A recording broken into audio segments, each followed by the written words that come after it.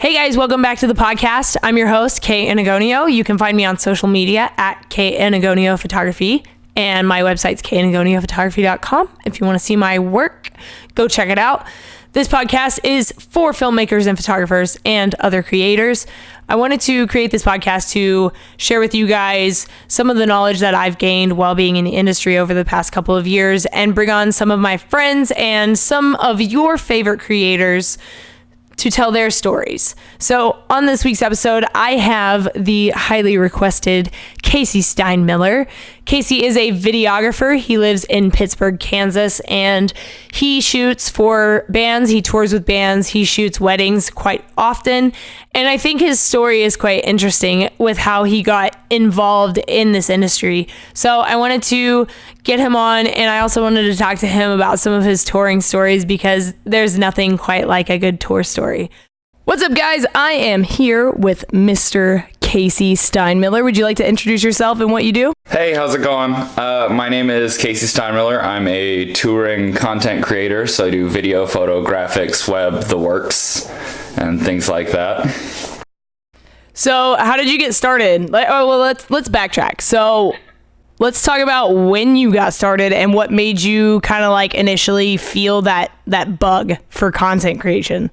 So, I've always been kind of a computer person and really liked that stuff back in high school. So my parents got me a DSLR for high school graduation. And so I was like, okay, cool. Never really touched it. Didn't do anything. Started going to school in college and I went to school originally for graphic design and the art department. I changed majors like 3 different times, so it was kind of all over the place. But I kept doing art classes and photo classes and started really liking it a lot. And the main reason I got into it, though, was I worked for an on-campus booking group. And one year they decided to send me off to Minnesota for a booking convention. And it was really cool because it was something I'd never been to before and didn't have any understanding about anything about it. And so I went up there, and one of my dad's old college contacts started talking to me, and he said, hey, you take photos, right? I'm like, yeah, sure, why? And he's like, oh, do you want to take photos of the show tonight? I'm like, yeah, that'd be rad. And so I took photos of the show, and I think the Downtown Fiction was the headliner that night. So I'd kind of heard the name before, but never really seen them or anything like that. So I took photos of the show, and I absolutely fell in love with it. And so from there, I was like, okay, how do I do this full time? Because I absolutely this is what I want to do. And so I got back home. No one I knew anything about this. I had no industry contacts, no anything. And I just started Googling it, and they were like, oh yeah, just go shoot at a local bar. I'm like, all right, that's cool. But there's only one bar in Pittsburgh that has actual live music at it. And so it's a small bar called TJ Leland's, and it's my home now just because I've been there so often. And so I started shooting shows there, kind of building up my portfolio until an online publication, I think they liked one of my posts on Instagram. And so I was like, I'll hit them up. Let's see what's the worst that could happen. So they were like, well, we can't pay you, but we can get you into shows for free. I'm like, good enough for me. So from there, I started shooting bigger shows and building up my portfolio more to where I could finally approach artists and go, hey, would you like me to do this for you instead of having to go through press or some other group? And so it was a really strange way to get to where I am now. And there's been a lot of other stuff on the way, just randomly meeting strangers at shows or whatnot and just connecting with them there. Yeah, amazing. I love it. Yeah, I think it's so fascinating to hear how many photographers and creators I know that started literally from nothing and went some super obscure route to get to live music, that's pretty much what everyone I know has really done, unless they've started at a local venue, because here in Southern California we have plenty of local venues where you can go and you don't need a quote unquote press pass. You can just walk in with a camera. They don't care. Exactly. Those are the best kind of places. that's the best place for you to like learn photography. Yeah, and it's really cool because there's like no set way to get into it either. I mean, everyone I've talked to has had a different story than me. You know, people go to college, people don't go to college. I mean, it's all over the place. Right. Did you study? Yeah, I have a degree in digital media, so that's kind of what I ended up with. They started a new program, and I was like, that sounds perfect because it can do kind of everything. So it's like photo, video, graphics, everything rolled into one neat little degree.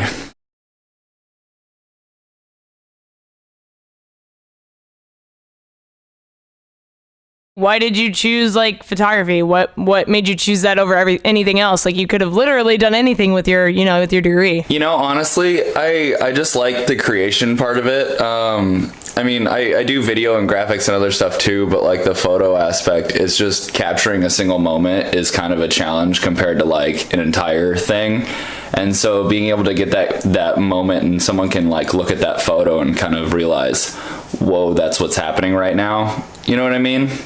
They say like a picture's worth 1,000 words, and I think the same goes for video. Like adversely, like like if a photo's worth 1,000 words, like that's 24 frames in a second, like or like 120. You know what I mean? Like now we're being nerds here, but speaking technically, but yeah, it's I think it's so magical to be able to capture that instant, and because people think it's so simple what we do, and it's like really in reality it actually, you have to have the eye for it. Yeah, no, and I mean there's so much that goes into even the post processing about it. In a couple of weeks I'm helping teach a class. Well, actually I'm leading a class at my college about my music photography and stuff, and I'm only talking about the shooting. I'm not even like going into the editing or anything like that, just because it would take like 3 days to explain to everyone. Yeah, I feel like a lot of, clients, people we work for don't appreciate the editing side of things. Yeah. Like when people ask me like, how much do you charge an hour? And I tell them and they're like, what the why? Right? Yeah, it's crazy. You don't know. You don't understand what this is. Like, it's crazy. And like for shows and stuff, whenever I go on tour, I typically try and have a day turnaround time, which is insane, but like how fast content gets pushed out these days, you have to. Yeah, and it's crazy because like even when you're on tour working for the band, you're still competing with like local photographers to like get content out first. But like, yeah, I mean, like I just got off Warped Tour, so like, yeah, I was posting content all day, every day, but like I had to do like weekly videos, and we were originally wanting to do like a daily recap kind of thing. It just gets so hard to keep up with. It's so overwhelming, and I had no idea because I'd never done a tour like Warped Tour before. So like mad props to those before me that, oh yeah, killed it with that stuff. And like, it's crazy. It's absolutely crazy. Like I think I have like 6 documentaries that I filmed outside of my stuff for Alternative Press on Warped Tour that I'm like currently editing, and I'm now realizing like, what did you do to yourself? Yeah, no, people were actually, you might have met them. I have buddies in Sweet Ascent. They were on it for a couple weeks for Skull Candy. Right. Yeah, they were telling me all about how crazy it was. I'm like, man, that would have been a rough one. Like, I could not imagine the stress of having to deal with that stuff every day. Yeah, it is crazy. And like, but the cool thing about Warped Tour is like the photography community, like everyone's really cool. Yeah. Everyone's cool. Let's talk about your, like, have you ever had any like real jobs? Like, let's talk about real jobs versus like what you do. So I think my first real job was I worked in an IT department at a railroad company. Oh, hell yeah. It was really weird because I didn't know anything about IT at the time, but they were like, oh, you're good with computers, right? I'm like, I'm okay. Like, coming out, like I was a senior in high school, like, yeah, I could figure this out. And so, I learned on the fly and everything. And it was a decent job, but it was just kind of boring at times because it was literally, have you tried turning it off, then on again? Yeah, that fixed it? All right, cool, we're all done. Oh my God. It was a lot of that. Let's see, other full-time jobs. All throughout college, about halfway through college, I worked as a fitness supervisor at the recreation center, and literally I just like cleaned gym equipment and just stood around. And it was a decent job, and it fit with my schedule because I had so much stuff going on during college. I mean, I did track, school, different clubs, everything you could think of I was probably involved in. So I kept busy, but Yeah, after my junior year, I started working for that booking group on campus as their advertising director, and that's kind of what helped me get my foot in the door with like all the music stuff and everything like that, which is not like, it wasn't a bad job, but it's just hard explaining to like non-creative people like, no, here's why your project needs this instead of this option, but I like that font better, but it looks gross, you know what I mean? But it looks gross. Stop using Comic Sans. Let's figure something else out here. It got a little ridiculous. Did you like assist anybody, or did you have any like internships, or did you have any like mentors or anything like that? Like as far as like photo and stuff?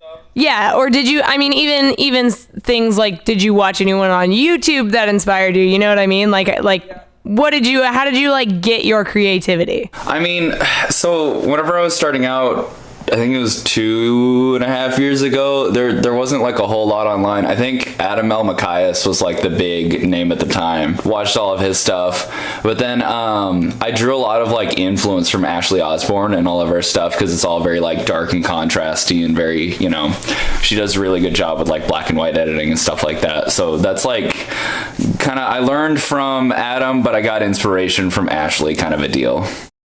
Yeah. I mean, I think most of the people in our scene know of Ashley and Adam. I am still very, you know, heavily inspired by Adam's work ethic. I love the way he like, you know, presents himself not just as a photographer, but as like a face, you know? Yeah, like exactly. He markets his whole persona and personality and everything like that. Like so well. And it's to the point where like when he was with Bring Me, like they would sell his shirts. Like that's almost crazy marketing. Photographer status, you know? Yeah. That's like you're like in the band at that point. Like you don't even work for the band. You're in the band. It's like Bring Me the Horizon and their photographer. Yeah, and I think especially working freelance, you almost have to hype yourself up bigger than you actually are, just because. Yeah, because you're working for a band so big, you have to like have the same kind of big image, you know? I get it, and I respect the hell out of him for that. Yeah.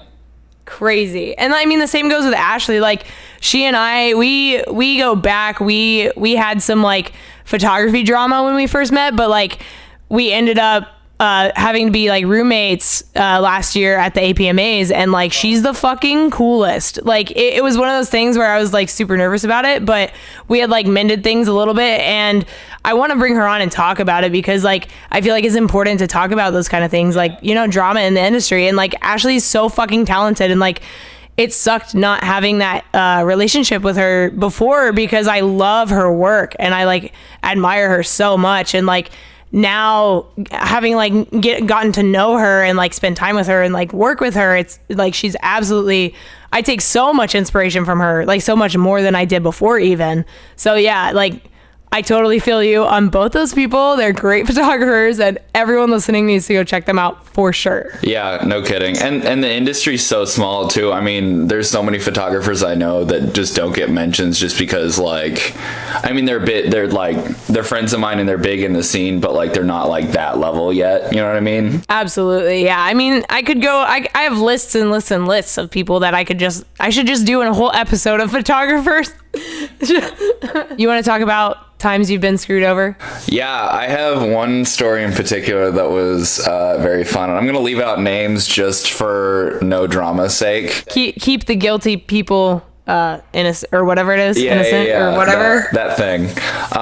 So basically, when I was working press, I was working for that magazine, and I never had to sign any contracts or anything, which was really nice. Like there wasn't any like stipulations or anything, so I was like, cool, I can do whatever with these images. They're mine as long as I give them to the magazine as well. And so I shot this show, and the show went really well, and I had some really good images, and I was like really stoked on it. And then I think 3 or 4 days later, I'm scrolling through my feed and I see this band's post. I'm like, damn, that's a good photo. Hang on a second, that's my photo. And this was like a really big band too. Like, I don't know how to describe how big they were, but they were on like a decent sized label and everything too. So they had like money and a name behind them. And so I see this post, I'm like, that kind of looks like my photo, wait a second, that is my photo. My watermark was up in the corner, and I was like, I didn't post that in black and white. I posted that in color. And so they changed it from color to black and white. They kept my watermark in it, but then credited their house photographer, like their like touring photographer. What the fuck? Yeah, and I was like, are you kidding me right now? Like, what? Yeah, I was just like mind blown. I'm like, are you? And it was all over. It was Facebook, Twitter, Instagram, like all of their social media. They screwed it up. I'm like, how do you not see my watermark in the corner? It was like, your watermark's on the picture. Yeah, I'm like, are you seriously? And so I immediately email the person in charge of the magazine, and I'm like, hey, this is happening. We need to deal with this fast, because like this post is getting a lot of attention, and like that takes a lot away from me as well as, you know, the magazine and everything like that. So I was like, okay. We emailed the people, and they were just straight up rude, like one word replies. I'm just like, okay guys, listen, give me credit or take it down. Like something, if you know, I'd love to get compensated for my work. That'd be awesome. You know, I don't work for free. Like, you know, anything. We'll take it down. That was the last I heard from them. I emailed them back like, hey, I would love to either maybe get comp tickets to the next show, you know, like guest listed something. Like nothing, no reply. I'm like, cool guys, cool, all right, never shooting you guys again, no matter what the circumstances. Great. Wow. I hate that people can like get away with it, because we can't like walk up to their face and like say something to their face, because everyone's so, you know, everything's online now. So everyone's so like distant, like, you know, like separated from human contact. So we don't give a shit about people. Like we don't care about integrity. Nobody has it anymore. It sucks. Well, and like it sucks too, because it puts a bad name on the label, and there's like, they only have 3 decent sized clients on the label, but the other client is a really, really big name, and I'm like, cool, that makes me not want to work with them anymore, because I have to deal with that same person, because they're in charge of all that stuff too. And so yeah, it kind of just put a bad taste in my mouth for all of that whole situation. And I hate hearing about things like that. Now I want to know who it is and the label and everything. We'll talk about it later. We'll talk about that after the podcast. Yeah, basically. Oh my God. Okay, so what's something you know now, like in your career, that you wish you knew when you started? It is so hard. Like, no one told me this is going to be such a struggle and so difficult. Like, I knew it would be a little difficult, but some days I'm just like, so do I want to quit today, or am I just going to keep dealing with this like craziness? Because like sometimes, you know, you have a lot of work comes in, and then you have a dry season and you're not prepared for it at all, you know? So stressful. And you're like, oh cool, I haven't made any money in 2 weeks. Awesome. Like, I'm cool, gonna what am I die. gonna eat with? Yeah. You're like, I'm sleeping in my car this week. Yo, well, luckily I've been lucky enough to where since I traveled so much over the summer and touring, I think from April to like the end of August, I was only like in Pittsburg for like maybe a week. So at that point I was like, cool, I'm not gonna get an apartment, not gonna get a house or anything. I'm just gonna crash at my parents' house when I'm in town, and, you know, like bounce back and forth. So like for a solid 4 months I was like, all right, cool, I'm literally gonna be here for a day and then go back on tour. And then yeah, so like luckily I have my like family kind of finally supporting me on all that stuff, which is kind of nice. That's awesome, man. Yeah, it takes them a long time. It took my parents a couple years to finally be like, yeah, okay, you're making money. All right, you can do this. Okay, you're really doing stuff now, you know? Like, yeah. They finally like get to the point where they're like, oh, okay, you really meant what you said. This typical like 9-to-5 job and a solid paycheck. I'm like, that's cool and all, but like that's not me. Like I'm working, I mean, I'll send emails out at 3 a.m. and I'm like, that's no big deal to me anymore. Right. It's so crazy because like our job turns into a 9-to-5 job. Like my editing days, that's a 9-to-5 job. That's a desk job, literally. So when people are like, oh, but like, you're supposed to have a desk job, I'm like, I kind of do. Yeah, like 50% really of the time, I'm like literally attached to my desk. I don't even go to the kitchen to eat. It's bad. No, I get that. It's crazy. Like, and it's a 24-hour job at times too, though, because you're responding to emails or messages or like posting or whatever, like all the time. And if you're not on top of it, especially you fall as behind. content creators, because we have to post, like, we have people all over the world that like see our shit, so we have to. Yeah. Because we're like really big deals, like.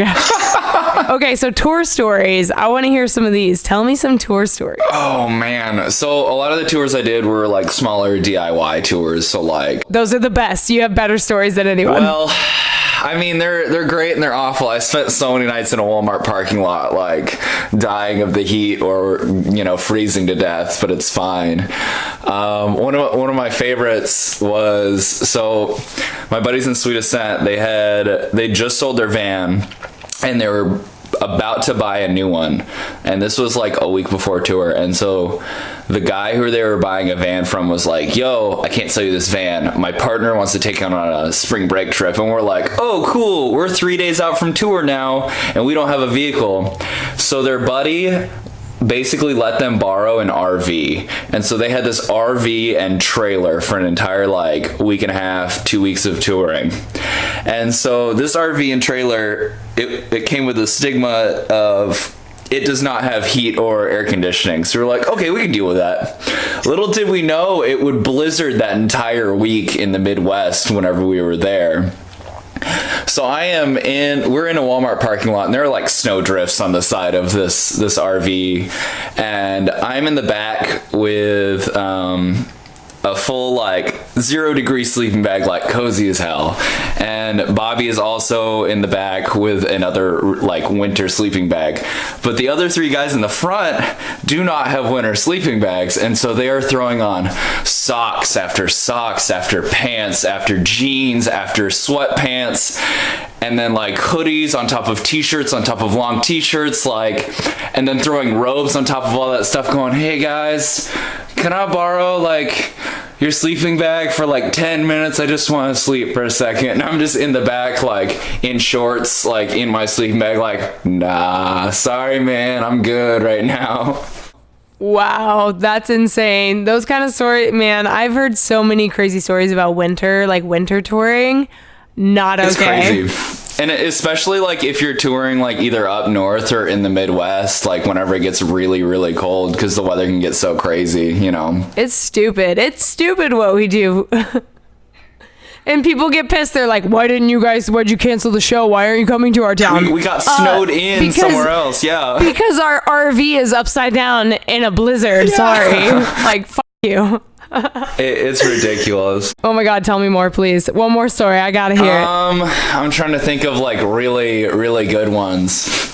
I mean, during this, like, you see some crazy stuff on tour, and I've heard some crazy stuff. I think the weirdest thing we ever had, we were going to a house show, and this was I was on tour with Earthgroans, and so we were driving to this house show, and we were almost there, and we were like 2 blocks away, and there's this like a neighborhood cop car, basically, like in the middle of the road, like just kind of like at an angle, weirdly parked. They were like, do we go around it? What's going on? And out of nowhere, this police car just flies in, and we're like, what?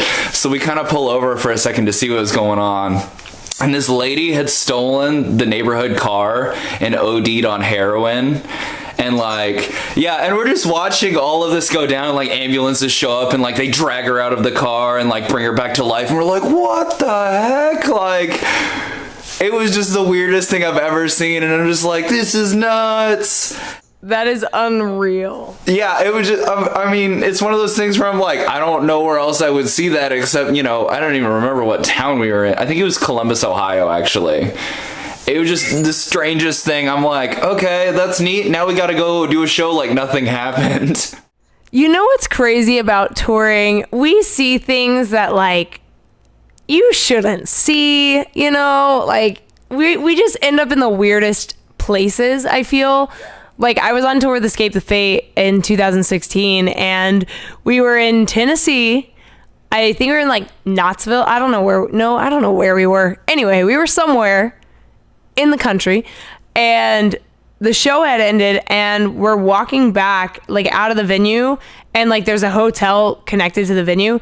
So we walk out the hotel lobby and there's this lady in a wheelchair, but she's like out of her wheelchair on the ground, and she's like a double amputee. So it's like some real shit's happening right now, right? Okay. But she's also like fucked up, and she's asking people for the key to the bus, like the bays where you put your like luggage under the bus.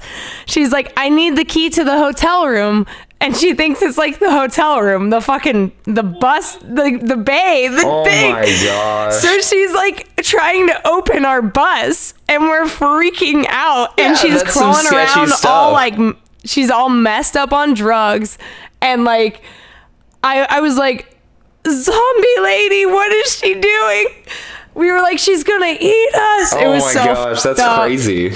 It was up, dude. We had to call an ambulance, and like it was an ordeal. Oh man. But then the night got even better, because like 20 minutes later, some drunk ass dude just walks on our bus. Oh good, that's solid. Just random guy just walked up on the bus. We were on the bus, we were all standing like in the front lounge of the bus. This guy walks on the bus, picks up a box of pizza off of the bus driver's seat, and he like looks at us, and we're like, can we help you? Hi. What the get off the, who are you? So we had to like physically escort this dude off of our bus, and then we locked the bus door, and he kept trying to get back in. Man, it was insane. Oh my gosh. It was insane. It was like the craziest night. That night I was like, this is why touring is scary. That's so weird. Yeah, you see some crazy... I mean, my buddies in Earth Drones, they stayed at a Walmart parking lot, and they walked into the Walmart, and some dude got stabbed, and they immediately walked right out. And they're like, all right, we're going to a different one. Screw this. Man, like, I just want to do like a completely separate podcast called like Tour Stories, and I just have people on and just tell their freaking crazy stories. There are definitely some crazy and strange ones out there, I'm sure. I have heard quite a few things. Some friends of mine, Mosh It Up Clothing, they were driving to like a festival in New York, and they were driving over a bridge during like a storm, and their van got struck by lightning. What? While they were in it on like the freeway on this bridge. That's so weird. And said it was the scariest thing that ever happened to them. So tell me about some challenges that you faced while being in the industry and how you got over those. Okay. I think just starting from a point of like 0%, like having no contact with anything or anyone, like that was my biggest hurdle. Was like, okay, how can I even like get into this industry? You know what I mean? Because I don't know, it's such a daunting, like, looming thing that you don't, if you're not in it, you don't really understand or know. And so I was just like, I don't know what I'm doing right now. And so I had to like wing it for forever until I could finally be like, okay, I kind of have a grasp on things. And so I think that was like one of the biggest challenges, was just like getting some contacts and finally getting my foot in the door, Yeah, that was the same for me. Cause I mean, I studied outside of America. So when I moved to California, I literally didn't know anybody. Like I didn't even know where to live, and my reference for like, where should I live was this venue here. We have this local venue called Chain Reaction, and it's like notorious. It's Chain. See, everybody fucking knows Chain Reaction. Everyone's heard of Chain Reaction. It's crazy. See, that's amazing. I love that. That makes me feel good about the scene here. Mm-hmm. Yeah, so I moved like 2 blocks down from Chain Reaction because I was like, I don't know anybody. I don't have a car. All I want to do is shoot live music. Yeah. So I did, and that's how I started, I just started shooting there and started growing, and everything just, grew. Yeah, it's such a slow process too. You can't like expect to see, somehow I didn't know what was going on. So I'm like, oh, well, I'm just going to get 1 retweet and then I'll be huge. And then somebody's going to take me on tour. Like, that's not how it happens, even in the slightest. I was jaded back then, so I didn't know, Yep. No, we've been there. We've all been there.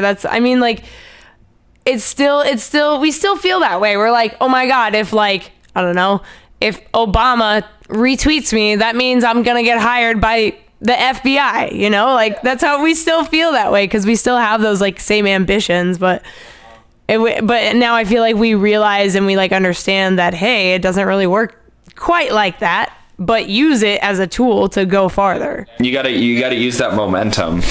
Exactly. So what do you have coming up? What are you working on now? Well, I'm doing like a whole bunch of one-off shows. I booked 2 weddings this month and next month, so I'm kind of like, those are my main like sources of income, so I can actually like focus on, you know, like building my audience and kind of just over the summer. Since I toured so much, I kind of had to. I didn't kind of have to. I like, how do I describe it? Lost a little bit of my art in it because I was working so much. So I'm kind of re-editing, relearning some processes and kind of like getting back to roots almost. And so some of those projects, like I'm kind of like working more how I want to work with. And luckily the clients I've been working with too, they absolutely love my work. So it's kind of nice to be able to throw it back at them like that. But yeah, just a whole bunch of one-off shows. I'm doing some video projects that are kind of interesting. One of my clients, they're putting together like a highlight reel of like live stuff. And so there's this festival called Buzz Beach Ball, and it's like an outdoor festival. And it was actually at the same place that Warped Tour was held at, in Bonner Springs. And so that was a pretty big one. And then we did a random bar show with them. But then the other day we were at the Royal Stadium they had a show there, which was really weird because it wasn't even on the outfield. It was just kind of like off to the side of the stadium, but it was still inside of it. So it was just like a really strange random show. I mean, it was cool, but they were like, yeah, we're playing at the Royal Stadium. I'm like, oh sweet, we're gonna be like out on the outfield, like just rocking out, you know. They're like, just kidding, we're in the parking lot. I mean, it wasn't the parking lot. It was a decent sized stage, and there was like, you know, people watching everything. But it was just the weirdest thing. I'm like, okay, I'm at a Royal Stadium right now. Like, what? Yeah, that was such a like surreal part of Warped Tour, because we would do, you know, we played like the first day was like the Seahawks Stadium. Yeah. In Seattle, and we're in the parking lot, but like catering and like all of the band stuff is in the stadium. Yeah. So we got to see so many stadiums. We got to freaking shower in these people's showers. Locker rooms. It was unreal, man. It was unreal. Okay, so I do a lot of like urban exploration, like abandoned buildings and all that. Where was the music video for Overwhelmed filmed for The Sweet Ascent? Oh, okay. So that was a fun one. So my buddy Zach Mayfield was the one who did video for that, and he's in Earth Groans as their guitarist. Oh wow. Yeah. So I mean, it's Small World, and he's roommates with Jordan. So the lead singer of Sweet Ascent. So like, it's weird how everything is so interconnected around here. Yeah. So we shot that, I think it was last year, because like I met Zach that day. And so we went to, there's an abandoned insane asylum up in, either it's in Kansas City or Lawrence. It's between it or something like that. I don't remember the exact location, but it's a winery now. And so half of this place is a winery, and then half of it is still abandoned.